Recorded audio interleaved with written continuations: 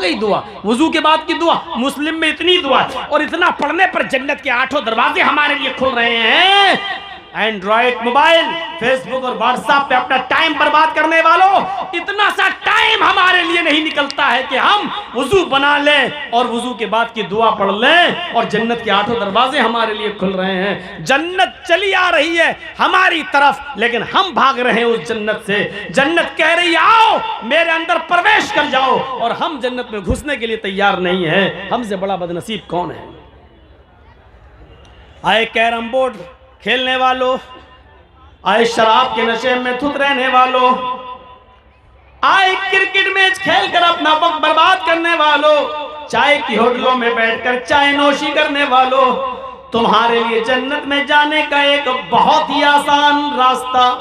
اذا قال المؤذن اللہ اکبر اللہ اکبر فقولوا اللہ اکبر اللہ اکبر، جب مسجد کی بلندی پر کھڑے ہو کر مؤذن اذان دیتے ہوئے کہے اللہ اکبر، تو تم بھی اس کی اذان کے کلمات کو دہراؤ، تم بھی بولو اللہ اکبر اللہ اکبر۔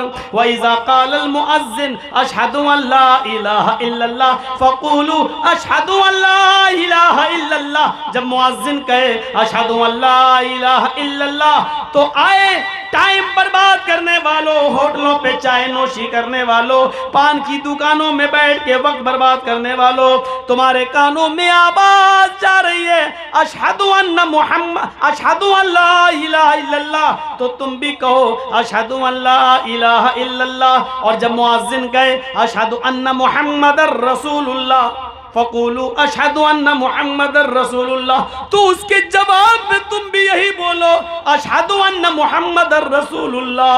وَإِذَا قَالَ الْمُؤَذِّنُ حَيَّ عَلَى الصَّلَاةِ فَقُولُوا لَا حَوْلَ وَلَا قُوَّةَ إِلَّا بِاللَّهِ، اور جب مؤذن کہے حَيَّ عَلَى الْفَلَاحِ حَيَّ عَلَى الصَّلَاةِ تو تم کہو لا حول ولا قوة إلا باللہ۔ جب مؤذن کہے حَيَّ عَلَى الْفَلَاحِ تو تم کہو لا حول ولا قوة إلا باللہ۔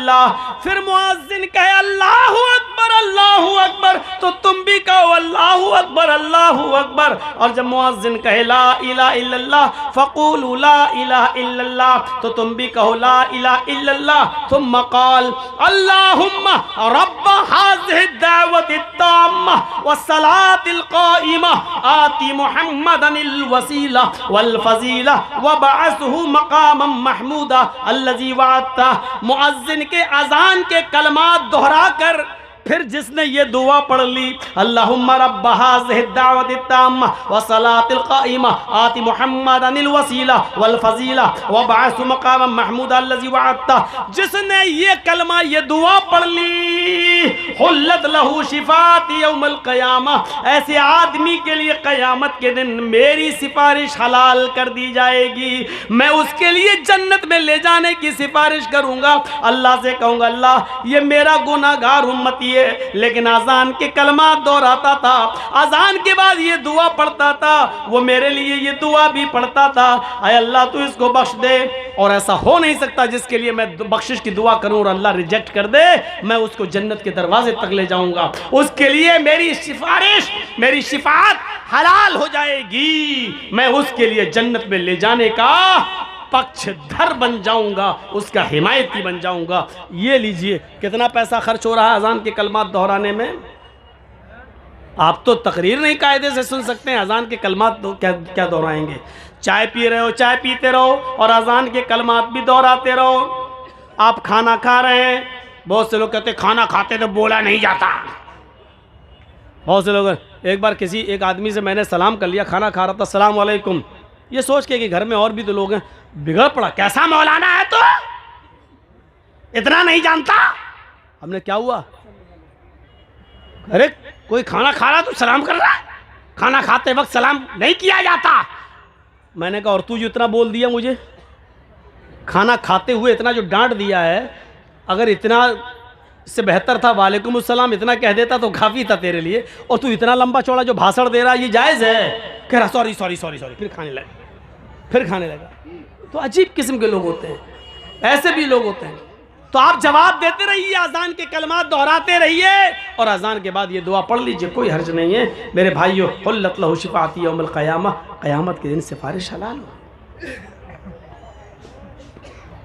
اللہ کے نبی صلی اللہ علیہ وسلم فرماتے ہیں مجھے جنت و جہنم جب دکھائی گئی، میں جنت و جہنم کا معائنہ کر کے آیا، تو جب میں مسجد نبوی میں آیا تو میں نے کہا این بلال، بلال کہاں ہے؟ این البلال، بلال کہاں ہے؟ ادھر سے آواز آتی ہے لبیک و سعدیک یا رسول اللہ، اے اللہ کے نبی میں یہاں ہوں، اے اللہ کے رسول میں یہاں ہوں۔ آپ نے فرمایا لوگوں ان کو جانتے ہو؟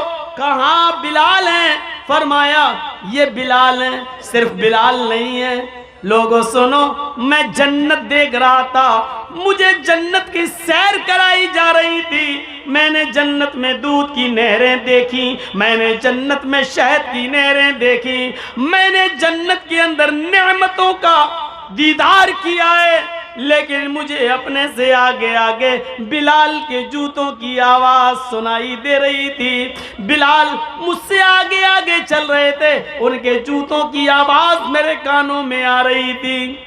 یعنی میرے رب نے مجھے یہ بتا دیا، آئے محمد صلی اللہ علیہ وسلم میں نے بلال کو جنت میں داخل کر دیا، سمجھ لو کہ بلال جنت میں ہے۔ یقین نہ آئے تو بلال کے جوتوں کی آواز سن لو۔